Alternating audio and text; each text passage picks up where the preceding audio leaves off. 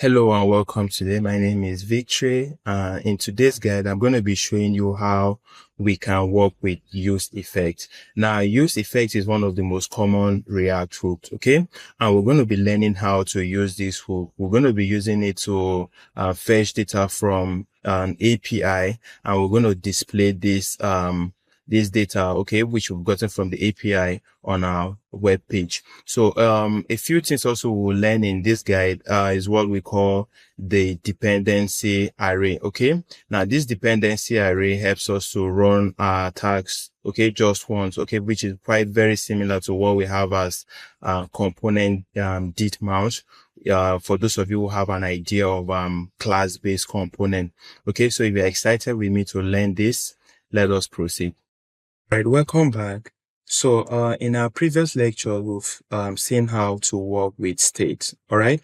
So if you've not done that, I would highly recommend you check the video for doing that. All right. So like I mentioned previously, use effect is quite similar to component dit mount, okay, in class-based component. So whatever we want to do when our component mounts, we'll place it inside of a use effect.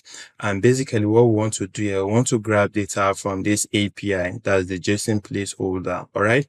So when we get this data, we're going to set our state, okay, with that data. We're going to populate our state with the data that we get from this API. All right. So this, okay, will be populated with that data. And what we're going to do here, we're going to set loading to false. All right. So we have, okay, a display on our web page that's going to show us loading.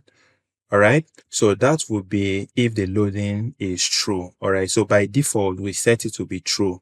All right, so while we're still getting this data from our API, this, okay, will be true, and that is going to show us this display loading. So once we get this data, okay, from the API, it's going to set it back to false so that we won't see this again. All right, so even if we don't get that data from our cache block here, we're going to console the error and still set the loading to false. Otherwise, we'll continue seeing this on our page. All right. So lastly, what I want to mention is the empty array we have here. So this ensures that whatever we are doing here will only run once. Okay. The empty dependency array is called the dependency array. So we set this to false.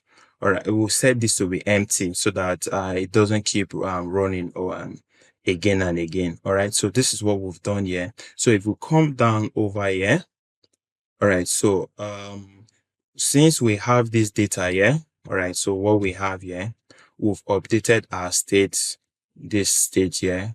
Okay, so when we scroll down over here, what we're basically doing is we're running a loop that will show us the title of each post, okay, from our API, which we have right here. All right, so we save this and let's check it out on our browser and see what we have. All right, so this is what we have here. Okay, the title here, fetch data, which we have here, the H1 tag, and this is going to be the loop.